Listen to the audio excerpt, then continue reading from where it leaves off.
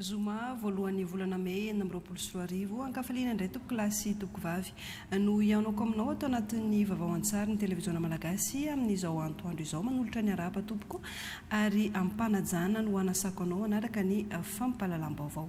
Mialohan'ny dirantsika ao anatin'ireo votoatim-baovao dia indro atolotranao vetivety aloha ireo lohatenim-baovao.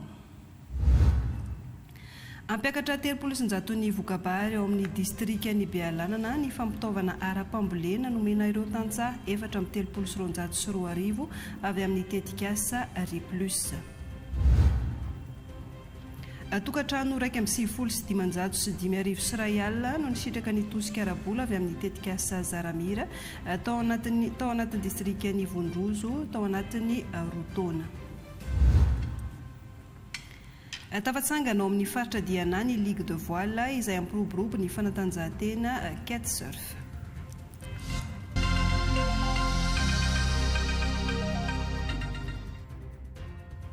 Lafim-baovao manodidina ny fambolena sy ny fananantany no ndeha anokafantsika ny vaovao an-tsary amin'izao atoandro izao ho an'ny Bealanana isika tantsaha 10 avy amin'ny commune roa mivelona manodidina ny faritra rovana Bemanevika sy Maimborondro any amin'ny distrikany Bealanana no nisitraka ny bokotany Maimaimpoana fiara-miasa ny tetikasa The Pearl Green Fund sy ny tompona andraikitra misana ny fananantany sy ny fandrefesantany any an-toerana izany tanjona ny amporisihana ireo tantsaha ampiasana ny tany amin'ny fambolena mba aleotena ra-pivelomana ka tsy ankindoha amin'ny alarovana Antofaniry Hermina Rabarjona Nordina Antonio no mitatitra izay vaovao izay.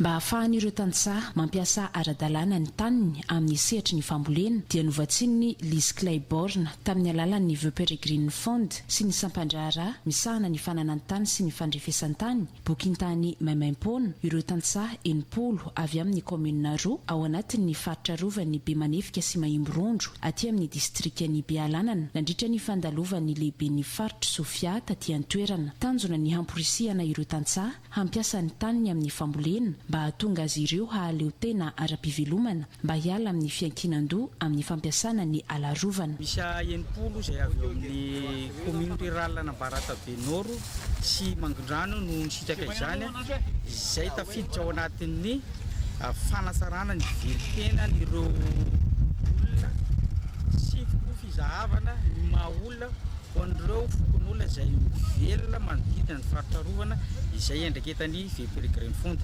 Izao no totosa dia noho ny famasim-bola niarahana tamin'ny fondation Lise Clayborn izay namasy ara-bola ny fanaovana an'ity karakarana boky tany nanomboka tamin'ny taona 2024 ka tamin'ny faraparany taona 2024 iny no vita koa izany fa ny fanolorana azy fomba ofisialy no ataontsika androany teto amin'ny tapitanana distrikany Bealanana. Nandritra izao ihany koa no nanolorana ireo fitaovana informatika ho an'ny brigade ny gendarmerie eto Bealanana izay novatsiny SOS Lemur tamin'ny alalan'ny The Peregrine Fund nomen'ny fikambanana Agakanina fatana mitsitsy ihany koa ireo tantsaha na voly hazo be indrindra ireo rehetra ireo dia ho famporisihana amin'ny fiarovana ny tontolo iainana. Araka ny fanambarako tao anatin'ny lohatenim-baovao teo dia nahazo fitaovam-pamokarana pulvérisateur sy sarcleuse ireo tantsaha 430 ao anatin'ny commune sivy ao amin'ny distrikany Bealanana tohana avy amin'ny tetikasa Riplus izay vatsian'ny banky iraisam-pirenena sy ny AFD vola izany tanjona dia mba ampitomboana ny vokabary 300 farafahakeliny ho an'ireo tantsaha mpamboly Rabarjona Nordina Antonio Rajaonary Nir Bernadette solitena televiziona malagasy any Bealanana no mitatitra ny vaovao.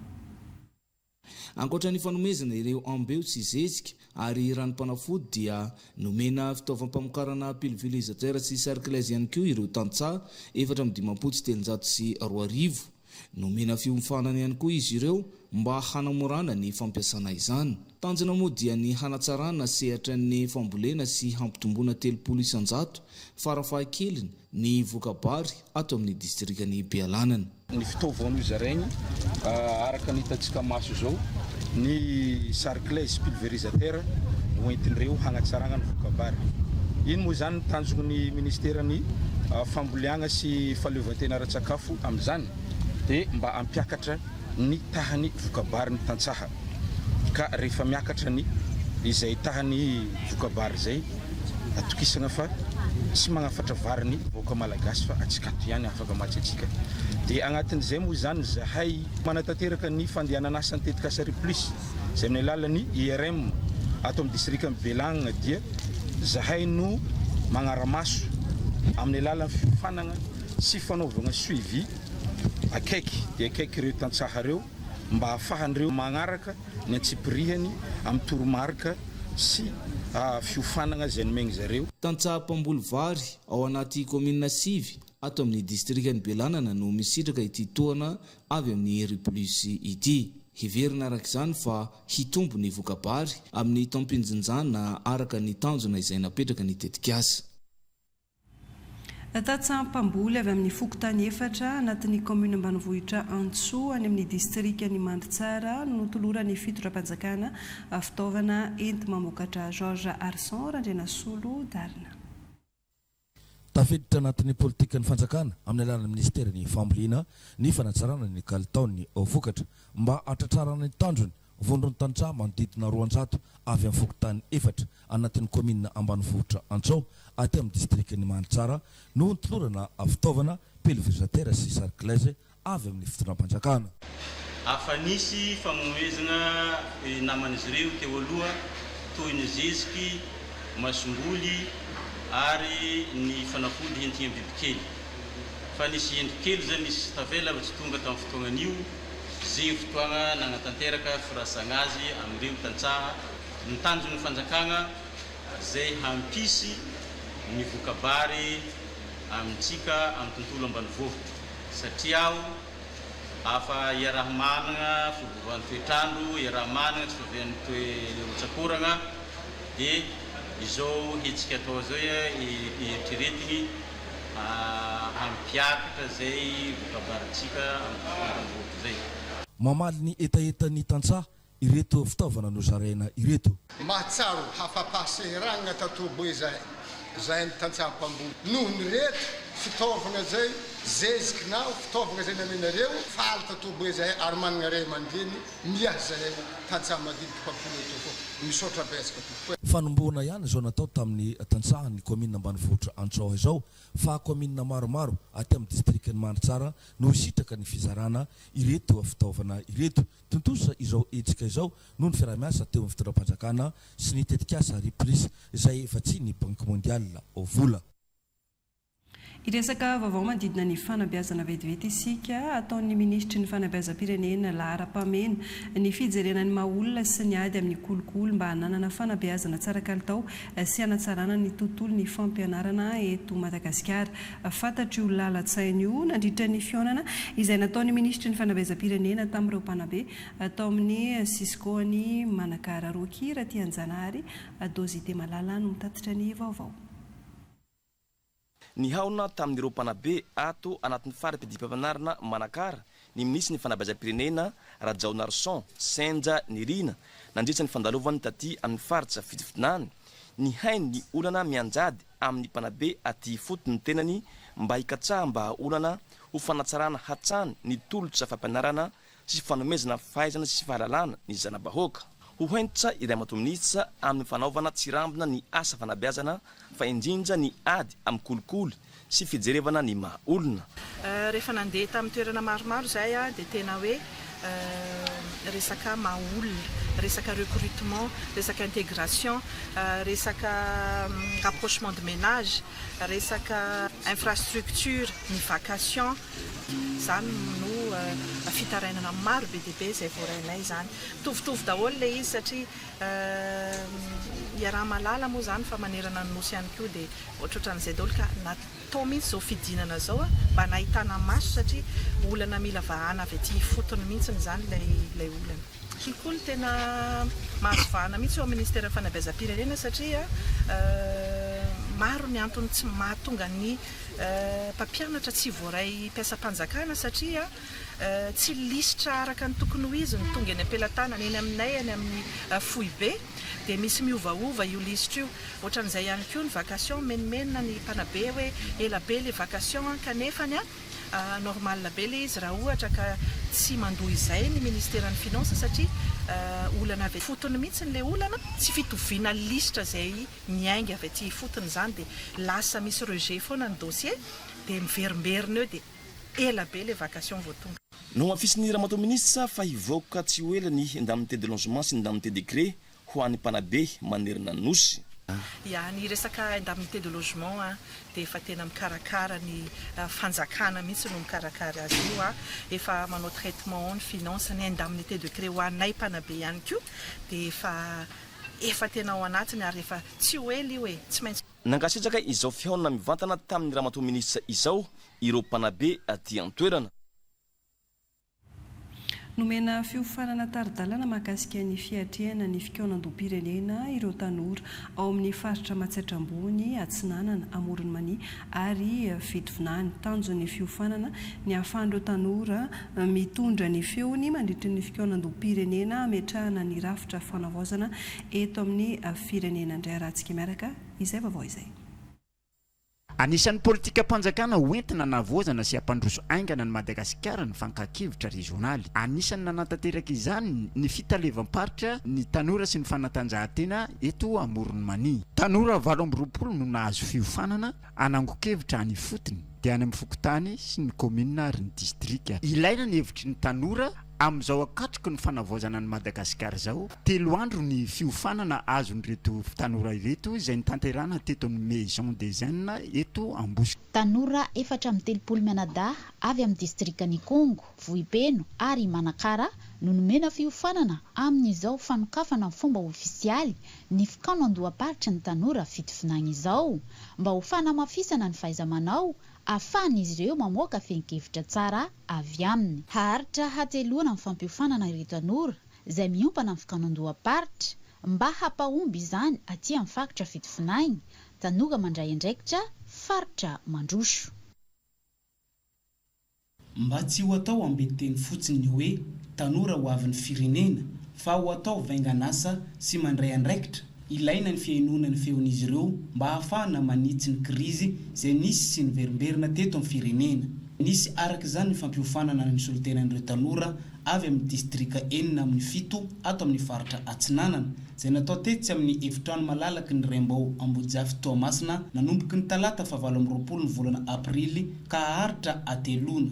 Izao no natao ho fiomanana ny fikaonan-doha-paritra ny tanora regionaly ny faritra Atsinanana amin'ny volana May ho avy io. Izao atrikasan'ny tanora izay karakarainy ny ministera ny tanora sy fanatanjahantena izao iara-miasa amin'ireo ministera maromaro dia ny ministera ny fampianarana ambony, ny fampianarana teknika sy ny fanofanana arakasa ary ny fanavaozana ny repoblika. Miomana amin'ny fiatrehana ny fikaonan-doha-pirenena mahakasika ny tanora atao anatin'ny faritra Matsatra Ambony. Antony fampiofanana omena ny filoha sy ny mpikambana amin'ny fikambanana CCJ sy ny ZNZ fianaran-tsoa. Miisa 420 mianadahy izy ireo. Ino no natao hoe fikaonan-doha-pirenena? Miompana amin'izany ny fifampizarana tanteraina mandritry ny 3 andro. Mpikarakara ny avy amin'ny ministeran'ny tanora sy ny fanatanjahantena. Misy amin'ireo tanora no mbola tsy manana na tsy ampy traikefa mahakasika ny fikaonan-doha ka omena ny fahaiza-manao mifanandrify amin'izany. Hoy ny taleparitry ny tanora sy ny fanatanjahantena Matsatra Ambony. Notsindrin'ny solotenany mpiofana fa zava-dehibe ho azy ireo ny fiainona sy fakana ny hevitr'izy ireo tahaka izao. Ireto tanora ireto no ampita indray ny fahaiza-manao amin'ireo tanora namany any amin'ny distrika any aviany avy. Voalohan'ny volana May androany fetin'ny asa izany ho an'ny mandry tsara dia niavaka ny fanamariana izay fetin'ny asa izay satria dia nisy ny fanamboaran-dalana natao tany an-toerana ka lalana sahabo 200 metatra no vita fanamboarana no niezaky ny fokon'olona avy ao amin'ny fokotany mandry tsara ambony ao anatin'ny commune Ambonivohitry amin'ny mandry tsara Georges Arson randrena solidarina no mitatitra izay vaovao izay. fokon'olona anjatony avy amin'ny fokontanyny Manitsarambony anatin'ny komina Ambonivohitra Manitsara no nanambatra ny eriny ka nanamboatra lalana sahabo 200 metatra izay tena ratsy nefa be mpampiasa indrindra mampitohy ny fokontany hafa amin'io fokontany io nandritra ny fanamariana ny fetiny asa. Zay hoaty magnatanteraka le fetiny asa premier mai zany ke magnamboatra lalana zay tegna be mpampiasa mandeha amin'ny fokotany misy zahay tsy dia amin'ny fokotanynay izy koa tegna agnisan'ny lalana ampiasaina ary efa misy accident le tena tito amin'ny lalana to mazany sy tao tsy edinay fa premier mai amboariny niasana tany teto nanototry ny lavadavaka dia avy amin'izay fangadiagna kanaly mba tsy dia hampitombo faratisiny amin'ny tagny magnaraka fa izy angadiny magnamboatra azy amboariny isaka premier mai zany ndra mba tegna fidihana amin'ny fanjakagna fa maromaro pavily alina amin'ny mandritsara toy amin'ny ekito mbola tsendriky agnatin'ny programme zany izy tantraniky dia mba mangataka amin'ny fitondram-panjakagna tonga an-tanàna ho an'izay malalatagna hagnampy zay misy to iato satria fotsy zay efa mampiasa azy ankabezana raharam-panjakagna jiaby any amin'ny quartier olo jiaby any mampiasa ilala hitohy amin'ny lalana hafa izao firaisan-kina fanamboaran-dalana ataon'ny fokon'olona avy amin'ny fokontanyny Manitsarambony izao ny tanjony Manitsarambony afaka ivezivezena fa etaetan'ny fokon'olona sy ny mpitondra ny hanampiana azy ireo amin'ny ara-pitaovana. Favaon'izay fanamboaran-dalana izay hatrany manoloana ny ahiahiny be sy ny maro amin'ny fanamboarana ny lalana RNT 24 Ambaladara Voilava Mananjary dia nidina ifotony tany an-toerana ny solotena avy amin'ny ministera ny asa vaventy ny jery sy ny resaka tamin'ny vahoaka ny tena lahara-pamena amin'izany fanamboarana ny lalam-pirenena izany ka fantatra fa 4,000 tapitrisa ariary no anaovana ny asa ary ny 1,000 tapitrisa no efa nivoaka nanaovana ny lalana mirefy 2 kilometatra rindra Del Rafael. Ny antony manokana nilovako ny tiantany ty avy agny amin'ny farangodron jusqu'à ty zany dia noho ny farasiny lalana fa sisy tomobile dia mandeha tongotra zay mitondra entana amin'ny lalana ty. Avokavoko ny fampandrosoana ny commune 5 amin'ny tapany andrefany district ny Mananjary iny ny lalam-pirenena fa 420 Ambaladara katrany Voilava mandritra ny 3 taona ny sisy fanamboarana mihitsy ka misy fiatraikany maro amin'ny fampandrosoana indrindra fa amin'ny lafiny toekarena. Tena nivoka-drasiny dia izao hitambaranay mianakavy commune misy 5 io zay ahitana ponina eo amin'ny 3 hesy mahery eo ponina amin'ny lafiny ara-toekarena zany dia mazava ho azy nivokatra aminay sy mivoaka ny filany vahoaka avy any ivelany tsy miditra fahasahiranana ambony zany miaka-bidiny ny fiainana. Ny lafiny sosialy fahasalamana indrindra zay ny tena mampalahelo anatin'ny 5 adiny milanja vehivavy sary-piterana mba tonga amin'ny farany goudron ny akamarozany maty an-dalana. Manoloana zany dia nidina tany fotony tany an-toerana ny tompony andraikitra avy amin'ny ministera ny asa vaventy nanara-maso ny fizotry ny fanamboaran-dalana ny lalam-pirenena fa 420 par rapport amin'ny par rapport amin'ny teknika sy ny fomba arégladara amin'ny asa zay tanterainay ty fotony ary marina moa fa efa magnodididina ny eo amin'ny 3 kilometatra eo ny asa zay efa vitany entreprise manoloana ny resaka terrassement. Tonga ny atrika izany fidinany fotony nataony solotena avy amin'ny ministera ny asa vaventy zany ny solombavam-bahoaka Mamiaza Charlot sy ireo ben'ny tanàna voafidy tany an-toerana mba ahafahana mijery tsy manombotombona ny tena lahara-pamena amin'io fanamboaran-dalana io. Natao moa ty fidinganay fotony ty zany dia nanomboka teo amin'ny pont voalohany dia hita tokoa le fahasimbana fa raha par rapport amin'ny hamehana zany hita amin'ity lalana ty dia niarany eky ny rehetrarehetra zany fa zavatra mbola azo le ferina nangatanay zany ny amindrana an'izany vola izany hanoizana terrassement ka mety ho tonga hatreo anosy arivo zany no ho vita terrassement. Sara kosa ny magnamarika fa amin'le vola 1,000 tapitrisa dia le 3 kilometatra voalohany dia vita ho vita empierrement 100%. Ny malava resaka teto moa zany dia misy an'ilay 3 milliards fagnampiny zany zay le mameno 4 milliards anazy dia mbola magnamafy fagniria koa zany eto hoe mba tao ohatran'izao koa zany rehefa hagnano devis an'izay zany hoe miaraka midina ifotony ety sika dia miaraka mahita ny hoe ity eto atao iny ty eto atao iny hoentina miakatra eny anivon'ny ministera ny aso aventy moa ireo etaetany besin'ny maro izay tonga niatrika izao fidinany fotony izao. Apotika tanteraka ny lalana mirefy 520 kilometatra mampitoy ny Fandriana sy Miarina Avaratra ny amin'ny distrika ny Fandriana iny amin'izao fotoana izao. Misy fiantraikany amin'ny fiainan'ny mponina andavanandro izany ka nirotsaka an-tsehatra. Nanamboatra izany tamin'ny alalan'ny tanamaro ireo vatan-dehilahy isam-pokotany any Miarina Avaratra. Nanamboatra izany notarihany ben'ny tanàna any an-toerana ka lalana 4 kilometatra no vita tao anatin'ny iray andro. Alain Rodelesha, Rakoto Malala. Toy izao ny faharatsin'ny lalana mampitoy ny Fandriana sy Miarina Avaratra amin'izao fotoanany maintany izao dia ny sarety sisa no afaka mitatitra ny vokatra avy aty Miarina Avaratra mihazo ny renivohitr'ny distrika ny Fandriana fa ireo fiara dia efa tsy afaka mandeha intsony aty an-toerana.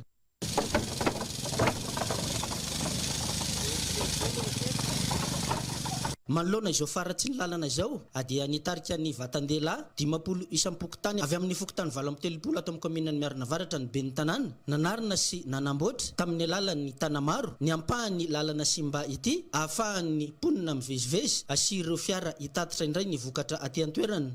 Satria raha 50 ariary ny tondranany kilaon'ny poma taloha avy aty Miarina Avaratra dia lasa tafakatra 200 ariary zany nefa ny lalana 24 km dia miezaka ny vahoaka ato amin'ny komina ambanivohitra Miarina Avaratra fokotany 7 hanamboatra ny lalana satria raha misy maty sanatrin' izany ny zanaka pelezana dia lanjaina avy any Fandriana fa efa tsy tonga ny tomobile intsony. Totofana vato zany any ambany dia na mitotofana itany ny lavaka rehetra zany hoe na renina ohatra hoe manamboatra lalana vaovao zany zahay satria anay tsy manam-pitaova-pitaterana na ohatra hoe an'izay ahafahanay hitrongy vato any amin'ny zito fa dia ny zay fitaovana eo ampelantananay ny ampiasaina dia ny angady moa ananany vahoaka aty.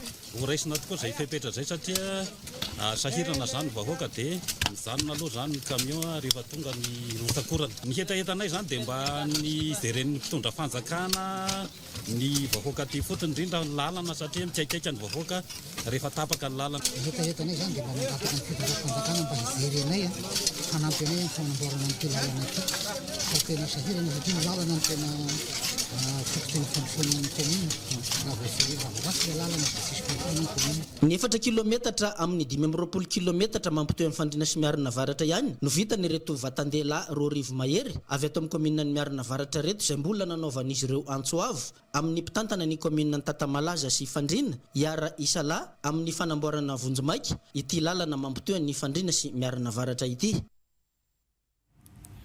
Otrandrana mba hitondra fampandrosoana maro lafy eto Madagasikara sy ao amin'ny faritra misy azy ny Arena Voajanahary ao anatin'ny komuna manopana ao amin'ny distrika ny Soanieranivongo mandray tanana ny fikarohana sy ny fanatanterahana io tetika sokaovana io ny universitény Thomasina Abel Benjamin.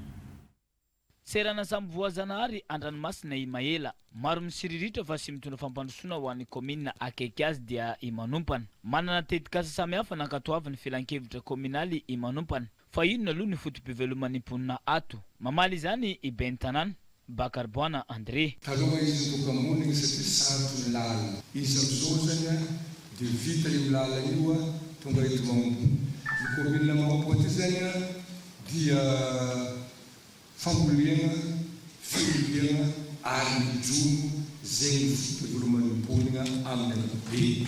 Hitrandrahana mba hoenty mampandroso izy ity. Teraka ny fiarah-miasan'ny komina sy ny universitény Toamasina ary fampandrosoana maro lafy no hoentiny izany. Hoy Soavelo Andriamiajariana, filohan'ny universitény Analanjorofo izay faritra misy ny manompana. Université moa zany dia tsy maintsy mitondra fampandrosoana fa androany zany dia misy dingana lehibe amin'ny fametrahana ny plan de développement communal eto amin'ny commune rurale manompana district ny Soanieranivongo. Zava-dehibe ny nisian'ny fiarah-miasa indrindra fa nitanjona ny arahana vonona ary nanao rango-poy ny vahoaka tamin'ny fiarah-miasa ity i manompana izay efa ifampitadiavana ny toerana fandraisam-bahiny sy fisakafoanana na eto an-tampon-tanàna na any amin'ny toeram-pisangasanganana.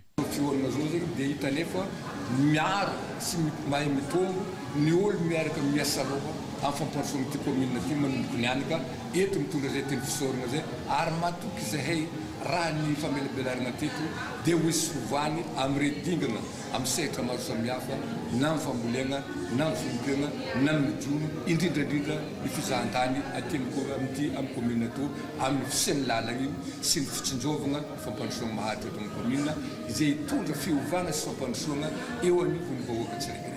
Efa maro ny mpianatra nanao fikarohana lalina mahakasika ny manompana ka izao ny amin'ny fiara-miasa ho fampandrosoana nanaovany tamin'ny université ny Toamasina ka commune manompana ho pilote amin'ny fampandrosoana aty amin'ny faritany Toamasina no tanjona ny fiara-miasa ity. Any Bekily ny ravina ny disadisa ny orinasa Compax sy ny vahoaka taorian'ny fifampiresahana ny lehibe ny faritra Androy sy ny préfet tamin'ny vahoaka Bemiray sy ny orinasa ny rosoana avy hatrany amin'ny fandravana ny tohadrano ny orinasa Ratsaivina ny antony disadisa dia nametraka tohadrano na barazy teo amin'ny renirano ny mena randra ny orinasa Pitrandraka izay nahatonga ny fifanlanana Joa Marcela. Araka izao hita amin'ny sary izao dia tapaka tanteraka ny renirano Menarandra eto Mbahita noho ny barazy napetraka ny orinasa Sinoa Compax izay manao asa fitsandrahana harenakibon'ny tany eto an-toerana. Mijaly araka izany ny mponiny commune Bekily sy ireo tanàna lalovan'ny renirano Menarandra amin'ny tsy fisian-drano. Etsy ankilany ny tanàna alohan'io barazy io dia manahiny amin'ny isian'ny tondradrano raha toa ka miakatra ny rano amin'ny fotoana fisian'ny ranonorana izay mety hanimba ny fambolen'izy ireo. Efa namoana didim-pitsarana ho ravana moa ity barazy ity fa noho ny pitsopitsony maro izay tsy maintsy arahana dia nisy ny fahatarana amin'ny fanatanterahana izany ka lasa niteraka ahiahy ho an'ny mponina izany toe-javatra izany nahatonga azy ireo ny famaly tamin'ny orinasa. Nidina ifotony aty an-toerana ny lehibe ny faritra sy ny préfet Androy ary ny fitalavam-paritsy ny harenakibon'ny tany sy ny fitalavam-paritsy ny rano fidiovana fanadiovana Androy. Ny resaka tamin'ny andaniny sy ny ankilany nandravona ny disadisa ary ny roso tamin'ny fanatanterahana ny didim-pitsarana. Elaela le nivoany ilay didy nefa aka ilay teneniko teo mbola tsy maintsy notifiena ny concerné rehetrarehetra dia avy eo tsy maintsy nisy comité izay natsangana hanatanteraka n'ilay fanaovana la démolition contrôlée dia izay nahatonga izao androandroany izao hanatanterahana la démolition contrôlée dia maniry foana izahay tsy hoe tsy tia ny anaovana le exploitation minière satria zany exploitation minière zany dia hitondra fampandrosoana ho an'ny faritra, ho an'ny distrika, ho an'ny commune fa kosa ilay rano izay arano ny vahoaka hatramin'izay izay voasakana izay no nahatonga n'ilay karazana disadisa kely nisy hatramin'izay fa eto androany zao dia miravona ilay disadisa ary misaotra manokana ny fitondram-panjakana fanavaozan'ny République Madagasikara izay tariny colonel Randrianirina Mikael izay nanome vahaolana hanay ny mba handravonana nyty disadisa ty. Aorian'ny faravan'ity barazy ity dia manana safidy telo ny amin'ny hisitrahan'ny rano amin'ny asa fitsandrahany ny orinasa Compax. Ny direction régionale ny rano no nanatanteraka io étude io miaraka amin'ny ANDA dia ny voalohany indrindra averina amin'ny barrage à norme izay sady mitrandraka zareo no mandeha ihany ny rano ho an'ny vahoaka. Faharoa dia misy toerana izay efa nanaovana étude anaovana forage. Ny fahatelo dia ny hoe tsy eto nanaovana barrage fa na ao ambonimbony ao na ao ambanimbany ao dia misy ly secondaire izay azo exploitena ihany koa nanaovana barrage fa style principal ny Menarandra ty no anaovana an'le barrage. Lafim-baovao ara-tsosialy tokantrano raika amin'ny 7,5 sy R1,00 no nisitraka ny tosika arabola avy amin'ny tetikasa Zaramira tao anatin'ny distrikany Vondrozo efa iray taona no ny asan'ny tetikasa ka nisy ny atrikasa manokana natao hijerena ny olana rehetra mba ahafahana manatsara ny fomba fiasa ho an'ny roa taona ho avy etsy Verlaza Saida. Manodidina ny raika amin'ny 7,5 sy R1,00 tokantrano no misitraka ny tetikasa Zaramira atao anatin'ny fito commune amandrafitra ny distrikany Vondrozo dia ny commune Vondrozo Andoharano, Ambodirano, Anandravy, Manambodala, Matsinjo ary Voimary Asimo.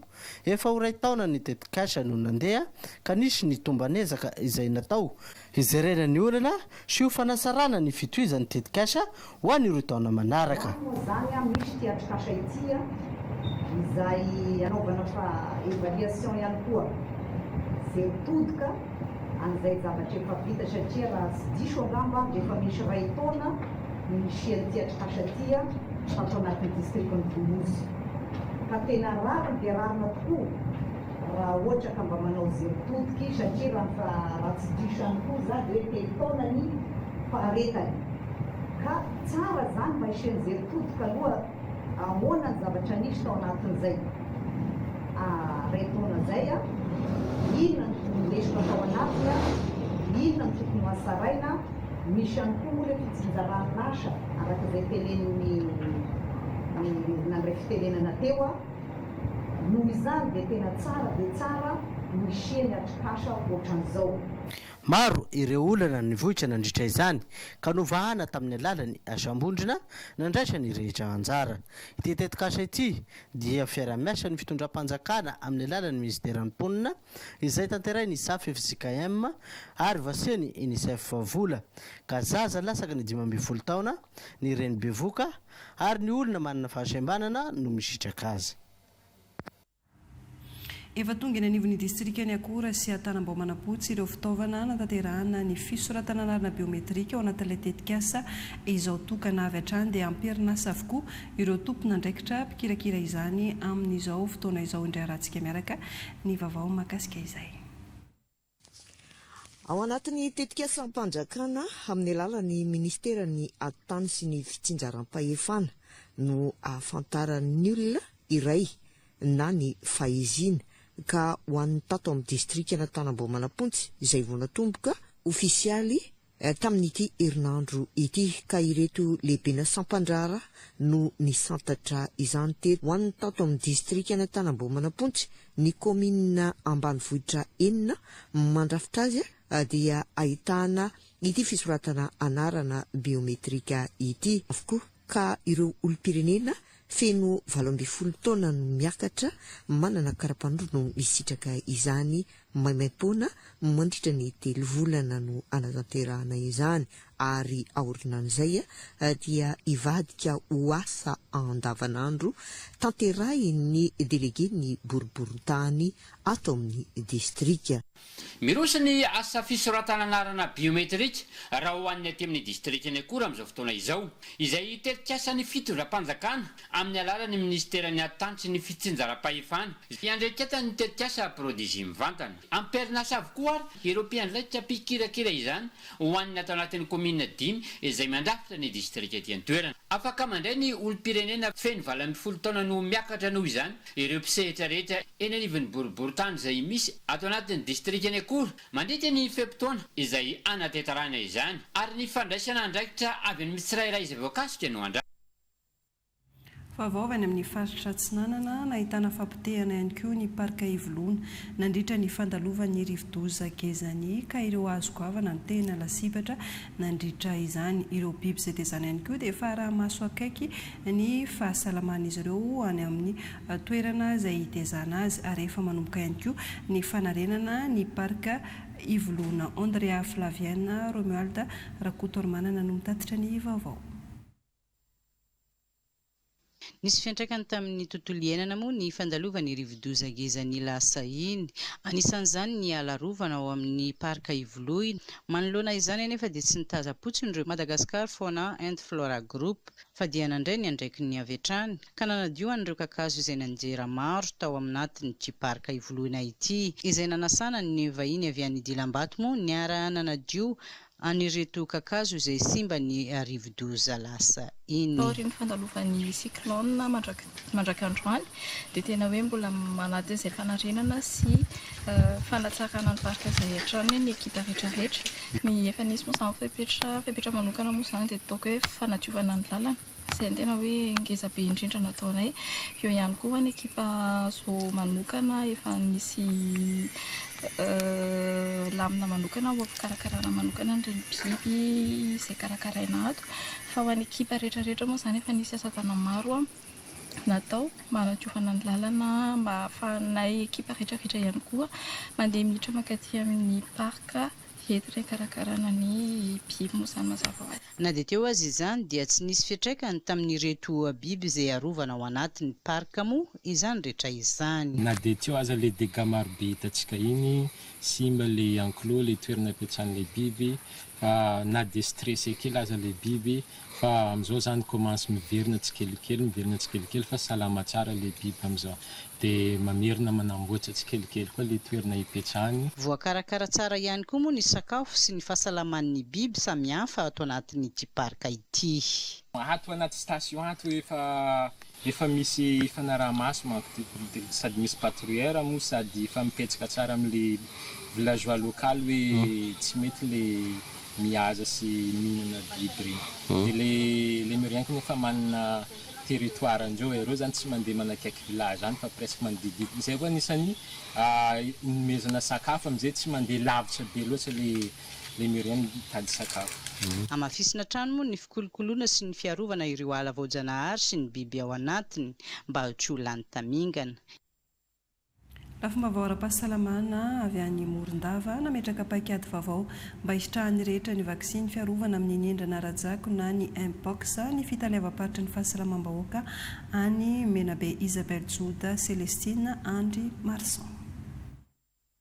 Mitety birao miankina sy tsy miankina amin'ny fanjakana mba hahafahan'ny rehetra hisitraka ny fiarovana ny nendran-jajako ato amin'ny faritra ankoatry ny eny amin'ny tobi-pahasalamana amin'ny fanaovam-bakisiny ho an'ny sarababem-bahoaka ireo mpiasa ny fahasalamana eto anivon'ny faritra Menabe. Isan'ny paikady napetraka izany hoy ny talepatry ny fahasalamam-bahoaka ato Menabe raha nanamafy ny fanentanana ho an'ny rehetra. Anana vaksiny tokoa tsika miaro amin'ny aretina ny rajako ary efa misy an'izany ny eto amintsika eto amin'ny faritra Menabe eto amin'ny district Morondava satria tsika nahitana cas positif dia ny personnel de santé aloha tamin'ny voalohany no tena nikendrena tamin'izy io satria izy mifandraika amin'ny marary efa nahavita daholo ny personnel de santé indrindra ny tato amin'ny région.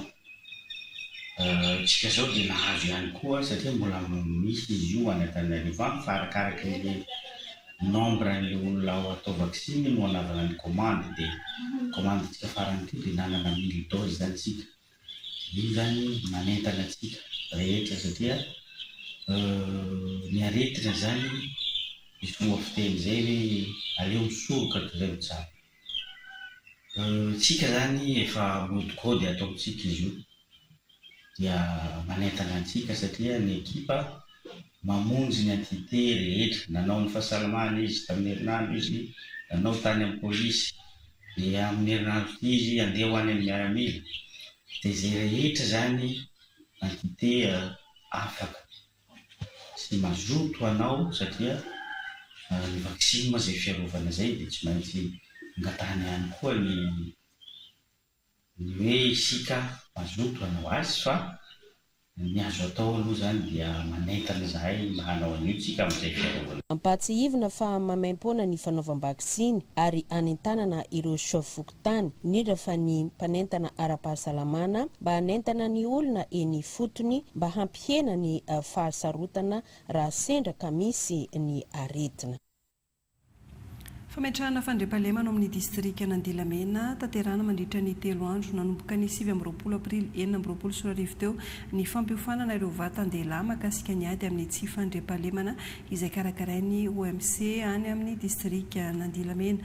Tanjona amin'izany hetsika izany sy ny fiara-miasa bebe kokoa eo amin'ny tompona andraikitra indrindra ny mpitandro ny filaminana sy ny vahoaka Lanto Pascaline Ertina Mbintsoa no mitatitra ny vaovao. taorin'ilay fametrahana ny fanavaozana ny fandriam-pahalemana ny tety commune sivy nandrafitra ny distrika n'Andilamena dia nazahoany mbokany ary faly ny vahoaka satria nangetaeta ity fandriam-pahalemana ity izy ireo ka zatovolahy miisa 327 tato anatin'ny fokotany rehetra ato amin'ny commune Ambonivohitra Andilamena no nomena fiofanana mandritra ny 3 andro ary ampitany traikefa ny makasika izany ireo avy amin'ny hery fiarovana sy filaminana dia ny OMC tarihan'ny lehibe ny distrika eto Andilamena. Resaka fanavaozana fandriam-pahalemana no apetraka manerana ny distrika n'Andilamena.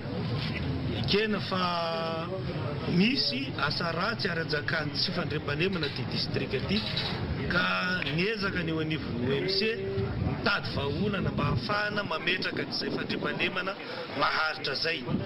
Efa nisy tokoa ny fitetezam-paritra sy fitetezana an'ireo commune sivy tato anatin'ity distrika ty dia niezahana mba hisian'ny fanetanana mba hahafahany nisambatan'olona anitondrany sy hanavaoany zay fiovapo zay. Ka ho an'ny commune Ambonivohitra ny Andilamena moa ny androandroany ity notanterana zay fampiofanana ireo vatan-dehilahy mihoatra ny 14 taona ka hatramin'ny 15 taona vonona iara-iasa sy andray andraikitra amin'ireo mpitany filaminana ho fametranany zay fandriam-pahalemana maharitra zay. Misy ny fiofanana mandritra ny fotoana lavalava mba hahafahany izy ireo voalohany mametraka an'ilay firaisan-kina ary faharoa manaraka zay mba ho sarotiny voalohany amin'ny resaka fandriam-pahalemana amin'ny tanàna zay misy azy tsirairay avy any. Tonga nanokatra ofisialy izao fanofanana ireto zatovolahy ireto izao teo amin'ny kianja filalaovam-baolina taty Andilamena nisy olombava-bahoaka voafidy taty amin'ny distrika n'Andilamena ka nanafatrafatra fa ilaina ny fiovana toe-tsaina na ho ampitondra na ho an'ny vahoaka ka tokony hiala amin'ny ratsy fataony ireo zatra ny lalan-dririnina ka itolo-batana eny anivony manam-pahefanana ny mpitandro ny filaminana ka iovafo ary iverina eny anivony fiarahamonina. Ty zavatra dia napetraka mba isian'ny fiaraha-miasa ho amin'ny mpitondra sy ny vahoaka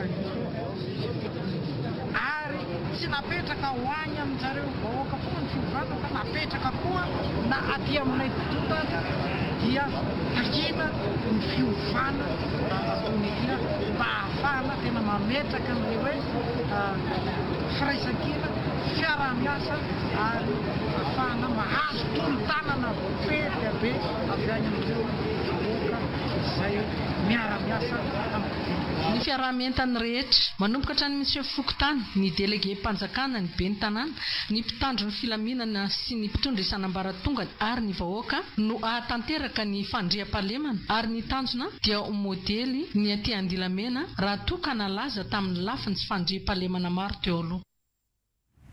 Amaranantsika ny vaovao an-tsary amin'ity atoandro ity ny lafim-baovao manodidina ny fanatanjahantena sy ny kolontsaina eo amin'izay fanatanjahantena izay dia nitsangana tamin'ny fomba ofisialy ny Ligue de Voile eo anivon'ny faritra Diana Ampovoatra ny fanatanjahantena kitesurf ny nananganana izany ligue izany izay efa mihamahazovana raha eto Madagasikara. Eugénie Rasoanirina solitena ny televiziona malagasy any Antsiranana. Iaraha mahita amin'izao fotoana izao fa ny taranja kitesurf na ny voaly dia efa mihamahazovana ary mialasa lavitra ny lazan'izay ankehitriny eto amintsika. Efa betsaka ihany koa ireo teratany vahiny mpandala ny tontolon'ny voaly ity avy any ivelany sy eto Madagasikara no manao fialan-tsasatra mitsidika eto Bedesakalava commune rurale ny Ramena district n'Antsiranana na faharoa manao ny fanazaran-tena. Eo ihany koa ireo izay mbola andalam-pianarana amin'ny ity taranja voaly ity.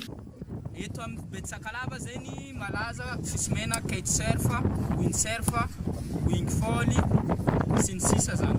Objectif-ny eto zany hanaboaka zany le jeune athlète, le jeune malagasy mba hoe hitondra avo amboninahitra pirenena malagasy magneran-tany. Ny Bedesakalava dia isan'ireo toerana mahafeno ny fepetra takiny izao tontolo izao raha amin'ny resaka voaly no asian-teny.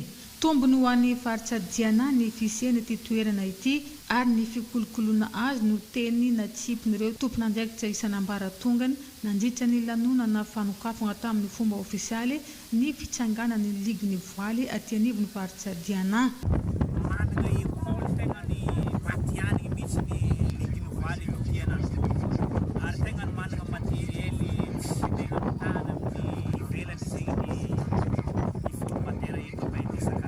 Nanamafy ny fahavononana hanohana hatrany ny ligy ny voaly ny eo anivon'ny faritra Diana. Ilaina ho izy ireo ny lalan-tsaina hoentin'ireo mpikatoka ny fanatanjahantena ity ny amin'ny fifampizarana ny fahaiza-manao amin'ny namana azahoana ny fahombiazana amin'ireo havana sy ny mpiarabelona hampandroso ny faritra misy antsika. Tsisy asa mandeha koa tsy araha. Soyez solidaire nareo mpikirakira raha ty ato. Fahitako anareo dia manana volonté aby nareo mpikirakira izy ty ato amin'ny discipline jiaby. Ahitana klebu 440 ny taranja Kid Serfo ity ao Bede Sakalava ary ao antiorana ihany koa misy ny sekoly fampianarana azy na eo amin'ny lafiny teoria izany na ny pratika. Manandratra ny kolotsaina Antsavakodrazana ny mponina ao amin'ny distrika Natsiranana faharoa voaporofo izany nandritra ny hetsika ara-kolotsaina Antsavakodrazana no karakarain'ireo mpianatra avy ao amin'ny distrika Natsiranana faharoa mandrato fianarana ao amin'ny université Natsiranana. Nitarika izany hetsika izany ny solombavambahoaka voafidy tao Natsiranana faharoa Morila Randrianary Rodrika Tianjara. Mametraka ho laharam-pamiana ny setra ny fanabeazana ny solombavambahoaka voafidy Antsiranana faharoa Dr Raymond ka namaly ny antson'ireo mpianatra avy ato anivon'ny distrikna Antsiranana faharoa izay mandrato fianarana any amin'ny université Antsiranana vokatry ny savorovory niteraka fahamezana trano sy fampotena maro samihafa ho an'ireo mpianatra volana vitsy lasa izay ka niarany kondora napakevitra fa anao hetsika ara-kolotsaina Vakodrazana ka ireo mpanao Antsavakodrazana atanivon'ny distrikna Antsiranana faharoa no mifarimbona sy ny fanometanana ho fanohanana azy ireo. Ny tanjogno mba fagna ho fantatra ny be sy ny maro ary iaigna ny tanora ankehitriny koa fa manana kolotsaigny maizizy ny faritra avaratra ary tsy hoe ka ny ambanivolo fo no miaigny le kolotsaigny fa tokony hoentigny an-tanambe. Aitsika ny lazany ary ny fahaizany ireo avatsika petraka ambanivolo amin'izay kolotsaigny zay. Agnatin'ny ty commune telo amby roapolo ty dia samy manana ny talenta. Fotoagna izy io ty ny any ny santatra voalohany indesigna eto amin'ny Banja afagna magnaboaka ny commune efatra keniky ny aboaka amin'ity fagnomagnana ny fagnanaovana levée de fonds afahantsika afaka miatagnana zegny amin'ny tragnony ireo zanakatsika amin'ny université Robaka. Zegny ny tanjogno faharoe aminazy sady ahaizantsika ny kolotsaigny sady koa amin'iny any ty zegny mba afahantsika magnatanteraka ny levée de fonds magnotrony ireo zanakatsika agnatin'ny distrikny Diego 2 zay mianatra amin'ny université. Tsara marina fa andiany voalohany izao natao izao fa iezana no izany izany isan-taona sy ho tsaratsara kokoa ho fanandratana ny kolotsaina ty mitapana varatra ny nosy. Ny distrikna Antsiranana faharoa raha teo anisan'ny mbola mandala izany kolotsaina Antsavakodrazana izany. Tapitra ny vaovao an-tsary mankasitraka anao nanaraka hatramin'ny farany fampahalalam-baovao izay natolotra teto tamin'ny tian'io ity mirary herinandro finaritra ho anao tompoky lasy tompoky vavy ary mametraka ny veloma mandra-piona ho amin'ny manaraka indray veloma tompo.